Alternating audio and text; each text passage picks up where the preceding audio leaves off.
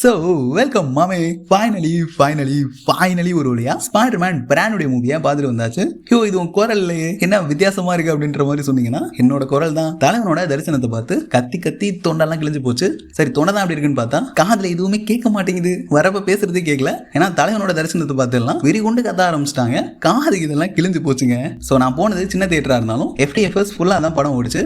Right, Spiderman பிராண்டுடைய movie எப்படி இருக்கு அப்படின்றத இந்த வீடியோல தெளிவா பார்த்துடலாம். ஸோ நான் கடந்த ஒரு வருஷமா ஸ்பைடர்மேனுக்கான பிளாட் லீக்ஸ் சின்ன லீக்ஸ்னு கேட்டு செம்ம ஹைப் அப்படின்றத இந்த ஒரு படத்து மேல செட் பண்ணிட்டு போயிருந்தேன். அந்த ஹைப் எனக்கு இந்த படம் ஃபுல்ஃபில் பண்ணுச்சா, அந்த படத்துல என்ன மாதிரியான சம்பவங்கள் பண்ணிருக்காங்க அப்படின்றதெல்லாம் இந்த வீடியோல தெளிவா பார்க்கலாம். பட் என்ன ரொம்ப டிசப்பாயிண்ட் பண்ண ஒரு மேட்டரும் இந்த ஒரு படத்துல இருக்கு. அது என்னன்றதை இந்த வீடியோல தெளிவா சொல்றேன். ரைட், இதுக்கு மேலே பேசி டைம் மிஸ் பண்ணாம வீடியோ ஆரம்பிச்சிடலாமா? ஸோ எடுத்ததுமே ஸ்டோரியில இருந்து போயிடலாம். சரியா, ஸ்பைடர்மேன் நோ வே ஹோம் முடிச்சு டாக்டர் ஸ்ட்ரேஞ்ச் ஸ்பெல் போட்டு பீட்டர் பார்க்கர் தான் ஸ்பைடர்மேன் அப்படின்ற உண்மையை இந்த ஒட்டுமொத்த உலகமே மறந்து போயிருதுங்க. சரியா, அந்த சம்பவம் நடந்து முடிஞ்சதுக்கு அப்புறம் தான் ஒரு 4 வருஷத்துக்கு அப்புறமா தான் இந்த ஒரு ஸ்பைடர்மேன் பிராண்டுடைய மூவி அப்படின்றது நடக்குது. அந்த டைம்ல பீட்டர் பார்க்கர்னா யார் அப்படின்றது இந்த உலகத்துல இருக்க யாருக்குமே தெரியலங்க. சோ தனியா தான் தலைவன் வாழ்ந்துட்டு இருக்காரு. சோ இப்படி ஒரு பக்கம் போயிட்டு இருக்க பீட்டர் பார்க்கரோட லைஃப் வாழாம முழு நேர ஸ்பைடர்மேனா தான் ஸ்பைடர்மேன் தன்னோட வாழ்க்கையை வாழ்ந்துட்டு இருக்காருன்னே சொல்லணும். சோ இப்படி இருக்கும்போது ஸ்ட்ரீட் லெவல் வில்லன்ஸ் எல்லாம் நம்ம ஸ்பைடர்மேன் அடிச்சு ஓட விடுறாருங்க. சோ இப்படி இருக்கையில தான் ஒரு மர்மமான வில்லன் அப்படின்றவன் எல்லாரோட மைண்ட்குள்ளேயும் போயிட்டு அவங்கள டெலிபதியா கண்ட்ரோல் எடுக்கிறான். ஆனா அந்த வில்லன் யாருன்னே தெரியாம நம்ம ஸ்பைடர்மேன் அந்த வில்லனை எதிர்த்து சண்டை செய்றாரு. சோ அந்த சண்டையில நம்ம ஸ்பைடர்மேன் அந்த வில்லனை தோக்கடிச்சாரா.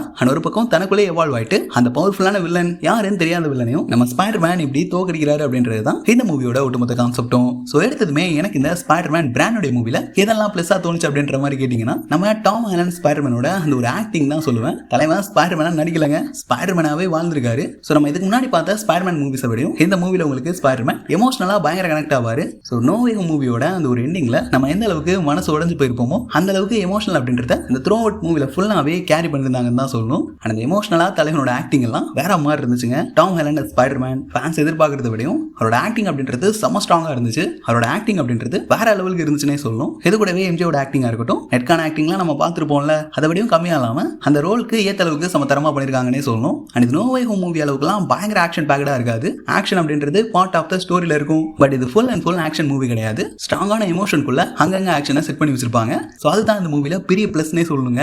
தன்னோட காதலி எம்ஜேக்கு அடையாளம் தெரியாத ஆள்னால ஆபத்து வருதுன்னு தெரிஞ்சு நம்ம ஸ்பைடர்மேன் எம்ஜேவை காப்பாற்ற போராடுறதா இருக்கட்டும், அந்த இடையில வர்ற பயங்கர எமோஷனலான சீன்ஸ் எல்லாம் நம்ம பீட்டர் பார்க்கற இடத்துல இருந்தா இந்த மாதிரி ஃபீல் பண்ணுவோம், அந்த அளவுக்கு ஃபீல் பண்ண வச்சிருந்தானுங்க. ஸோ செம்ம ஸ்ட்ராங்கா அந்த மூவி உங்களுக்கு எமோஷனலா நல்லாவே கனெக்ட் ஆகும். ஸோ ஒரு பக்கம் லவ், இன்னொரு பக்கம் எமோஷனல், இது ரெண்டையும் கலந்து ஸ்ட்ராங்கா படத்தை கொடுத்துருக்காங்க. அதுக்கிடையில ஆக்ஷன்ஸ் பஞ்சமே இல்லாம இருக்கு. படமும் செம்ம பக்காவா வந்திருக்கு. ஸோ நெக்ஸ்டா ஸ்பைடர்மேன் அண்ட் பனிஷர் சேர்ந்து வர்ற அந்த ஃப்ரேம்ஸ் எல்லாம் பாத்தீங்கன்னு வைங்களேன், எல்லாமே சமத்தரமா பண்ணிருப்பாங்க. ரெண்டு பேரும் அடிச்சுக்கிற மாதிரியே வந்து ஃப்ரெண்ட்ஸா இருக்கிறதுலாம் வேற மாதிரி இருக்குங்க.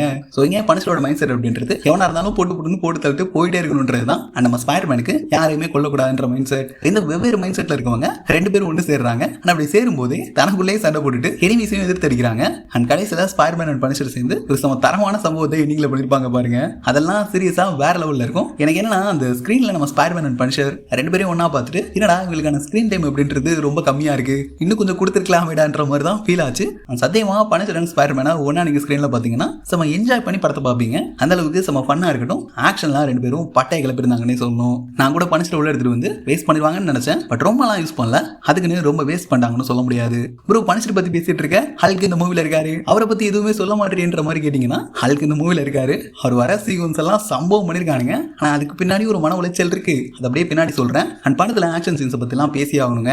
ஆரம்பத்துல வர அந்த ஒரு டேங்க் சேஸ் இருக்குல்ல, அதுல கத்த ஆரம்பிச்சவன் தான் இடையில சின்ன ஸ்பீட் பிரேக்கர் வந்தாலும் எல்லாம் கத்தி கதறிட்டு இருக்கானுங்க தியேட்டர்ல. படத்துல ஆக்ஷன் சீன்ஸ்க்கு பஞ்சமே இல்லைலாம் சொல்ல மாட்டேன். ஆக்ஷன் சீன்ஸ் கம்மியா தான் இருக்கு. பட் கொடுத்த ஆக்ஷன் சீன்ஸ் அப்படின்றத செம தரமா கொடுத்திருந்தாங்கன்னே சொல்லணும். அந்த படத்துல இன்னொரு பெரிய பிளஸ் என்னன்னு கேட்டீங்கன்னா, இதுக்கு முன்னாடி நம்ம பார்த்தா ஸ்பைடர்மேன் மூவிஸ்லாம் அந்த வெப் ஸ்விங்கிங் அப்படின்றது நார்மலா இருக்க மாதிரி இருக்கும். பட் இங்க நம்ம ஸ்பைடர்மேன் தனக்கான வெப் ஷூட்டர்ஸ் யூஸ் பண்ணி வெப் ஸ்விங்கிங் பண்றதெல்லாம் வேற மாதிரி பண்ணி வச்சிருக்கானுங்க. என்னடா இவ்வளவு தரமா பண்ணி வச்சிருக்கீங்கன்னு சொல்ற அளவுக்கு அந்த மனுஷனுக்கான அந்த வெப் ஸ்விங்கிங் எல்லாம் வேற மாதிரி இருந்துச்சுன்னே சொல்லணும். ஹல்க் வர்சஸ் ஸ்பைடர்மேனுக்கான அந்த ஃபைட் சீன்ஸ் எல்லாம் வேற மாதிரி பண்ணிருப்பாங்கன்னே சொல்லணும். சீரியஸா எப்படா இந்த அளவுக்கு எடுத்தீங்கன்ற மாதிரி செம தரமா பண்ணி கொடுத்திருந்தானுங்க. எண்டிங்ல வர்ற அந்த ஒரு ஃபைட்ஸ் எல்லாம் தெரிச்சிட்டங்க.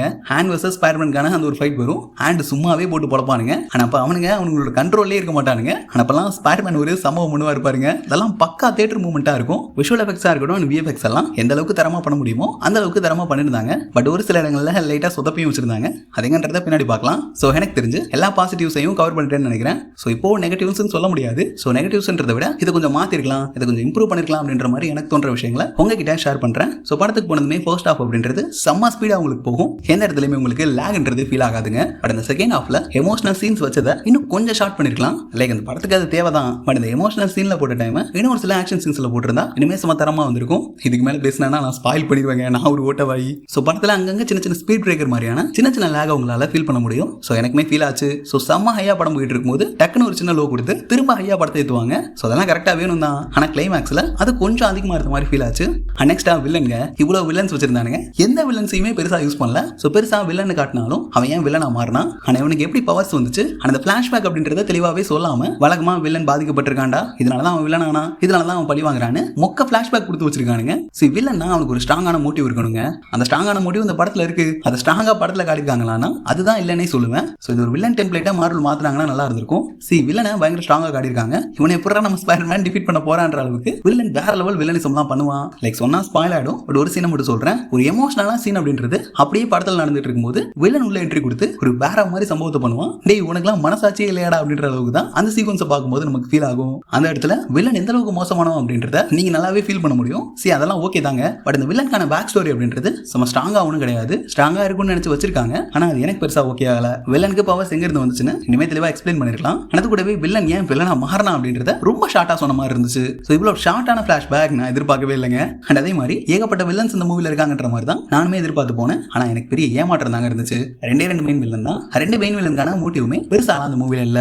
கடைசியில வில்லன் மனம் தெரிஞ்சிருவான். அவன் தான் பண்றது தப்புன்னு தெரிஞ்சு மனம் தெரிஞ்சு போற மாதிரியான அதே கிளைமேக்ஸ் தான். அண்ட் நெக்ஸ்ட் போஸ்ட் கிரெடிட் சீனுங்க. நல்லா செம்ம கடுப்பாயிட்டேன். போஸ்ட் கிரெடிட் சீன் ஒன்று வைக்கிறீங்கல்ல, 4 வருஷம் கழிச்சு ஃபேன்ஸ் எல்லாம் வரானுங்க, உனக்கு செலிப்ரேட் பண்ற மாதிரி ஏதாவது ஒன்று வைப்போம். ஐயா மார்வல் நீங்க போஸ்ட் கிரெடிட் சீன்ல வச்சதை உடனே பண்ணுங்க, நாங்க கேட்க போறோம். ஏதாவது ஃபேன்ஸ் ஹைப் ஏத்துற விதமா படத்தை என் பண்ணும்போது ஒரு நல்ல போஸ்ட் கிரெடிட் சீன் இருக்குன்ற மாதிரி நான் எதிர்பார்த்தேன். ஆனா அதுவுமே இல்லைங்க. Fully disappointed. ஆனா போஸ்ட் கிரெடிட் சீன்ல ஒன்று பண்ணானுங்க பாருங்க, அதை மட்டும் ஏத்துக்கவே மாட்டேன். ரொம்பவே ஒரு சின்ன போஸ்ட் கிரெடிட் சீன். உள்ள இருக்க கண்டென்ட் அப்படின்றது ரொம்ப பெருசு. ஆனா அது சொன்னதை ரொம்ப டம்மியா சொல்லிட்டானுங்க.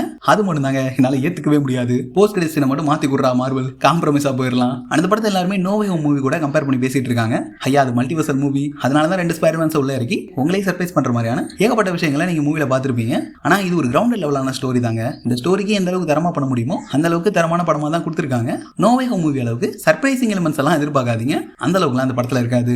அதே மாதிரி ஏகப்பட்ட கேமியோஸ் எதிர்பார்த்தேன். ஒரே ஒரு கேமியோ தான் இருக்கு. அதுவுமே அஃபிஷியலா கன்ஃபார்ம் ஆன கேமியோ தான் இருக்கு. பட் நான் கேள்விப்பட்ட எல்லா லீக்ஸுமே படத்துல இருந்துச்சு, ஒரு சில முக்கியமான லீக்ஸை தவிர்த்து. ஸோ அதெல்லாம் ஸ்பாயிலர் ரிவ்யூல கண்டிப்பா பேசலாம். அண்ட் முக்கியமா இன்னொரு நெகட்டிவ் சொல்ல மறந்துட்டேங்க. வேற யாரு, ஹல்க்குக்கான ஃபைட் சீன் தான். சாவேஜ் ஹல்க் உள்ள வராண்டா, சம்பவம் பண்ண போறான், வேற மாதிரி இருக்க போகுதுன்னு நினைச்சிட்டு இருந்தேன். ஆனா அப்படி ஒண்ணுமே நடக்கலங்க. வெறும் 10 மினிட்ஸ் மட்டும் தான் ஹல்க் நீங்க இந்த படத்துல பாப்பீங்க. இந்த ஆக்ஷன் சீக்வன்ஸ் எல்லாம் பக்காவா இருக்கும், கத்தி செலிப்ரேட் பண்ற மாதிரி இருக்கும். ஆனா இன்னுமே ஹல்க்குக்கான அந்த ஸ்கிரீன் டைம் எக்ஸ்ட்ராவா இருந்திருந்தா சமத்தரமா இருந்திருக்கும். அதே மாதிரி தான் ஸ்பைடர்மேன் அண்ட் பனிஷருக்கான அந்த ஸ்கிரீன் டைமும் எக்ஸ்ட்ராவா இருந்திருந்தா சமத்தரமா இருந்திருக்கும். அதுவுமே மிஸ் ஆச்சுங்க. நீங்க ஸ்பைடர்மேன் பிராண்ட் மூவி பாத்துட்டீங்களா? உங்களோட தாட்ஸ் என்ன அப்படின்றத மறந்து நம்ம கீழே கமெண்ட்ல சொல்லுங்க. சோ கண்டிப்பா நம்ம spoiler review and post credit scene பத்திலாம் பேசலாம். சோ அதெல்லாம் மிஸ் பண்ணாம பார்க்கணும்னு நினைச்சீங்கன்னா யோசிக்காம சப்ஸ்கிரைப் பண்ணி வச்சுக்கோங்க.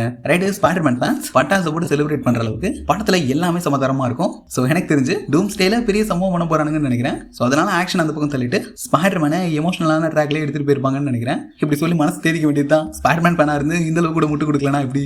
இந்த படத்துக்கு உங்களோட ரேட்டிங் என்ன அப்படின்றத மறந்து நம்ம கீழே கமெண்ட்ல சொல்லுங்க. போறப்ப சும்மா போகாம இந்த வீடியோவை உங்க ஃப்ரெண்ட்ஸ்க்கும் ஷேர் பண்ணி விட்டுருங்க. அடுத்த ஒரு இன்ட்ரெஸ்டிங்கான மார்வல் கனெக்ட்ல உங்களை சந்திக்கிறேன். அது ஒரு இன்ஸ்டால் பண்ணுங்க. வாட்டமாமே.